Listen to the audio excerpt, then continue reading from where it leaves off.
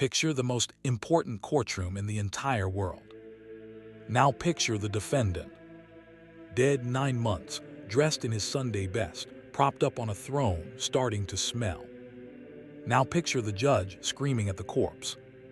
This actually happened, in a church, organized by a pope, and somehow that's not even the craziest part of the story.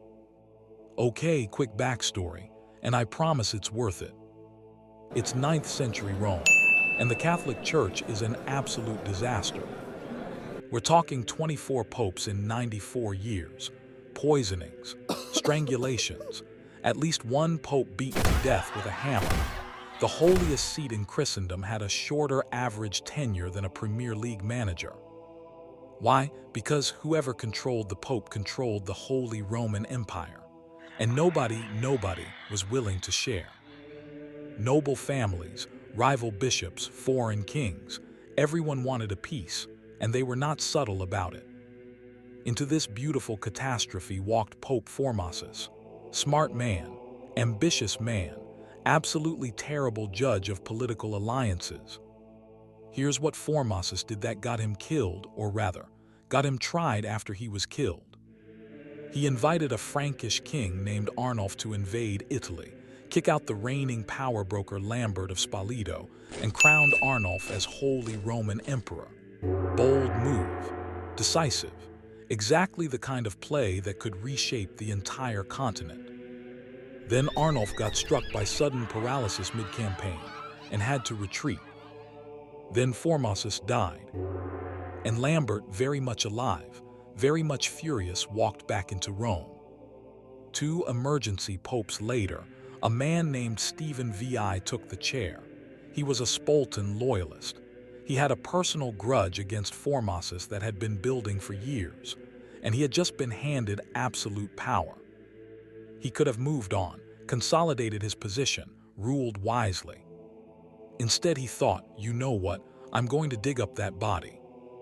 January 897 AD, the Basilica of St. John Lateran, Rome. Stephen's men open the tomb of Formosus, dead 9 months, and drag out whatever is left. They dress the corpse in full papal vestments. They carry it into the courtroom. They prop it on a throne. Then Stephen VI walks in and begins to scream. He appointed a teenage deacon to speak on behalf of the dead man.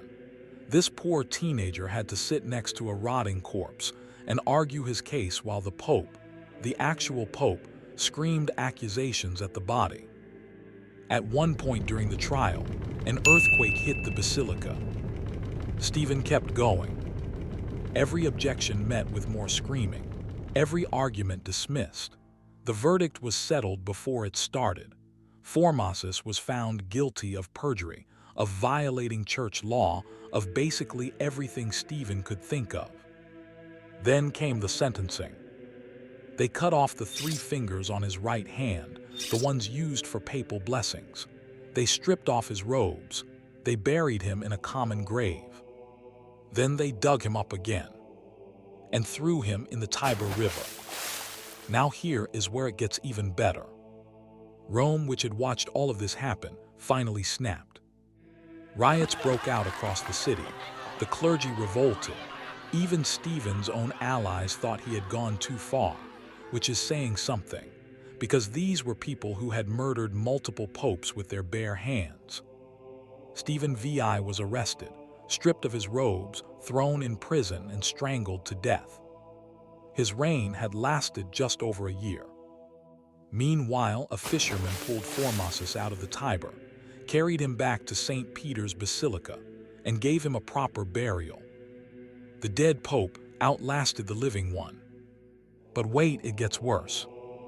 Years later, Pope Sergius III came along, decided Stephen VI was actually right, and nullified the nullification, reinstating all the original charges against Formosus. Popes were now fighting with dead popes about what other dead popes had decided. The church historians would later name this entire era the pornocracy, the rule of whores, the age of total chaos. It started because one man's ego was so enormous, his need for revenge so consuming, that death itself wasn't a good enough reason to stop. He put a corpse on trial. The corpse won. Every dynasty turns to dust, but some dust refuses to stay buried. Subscribe, and next week we go even deeper.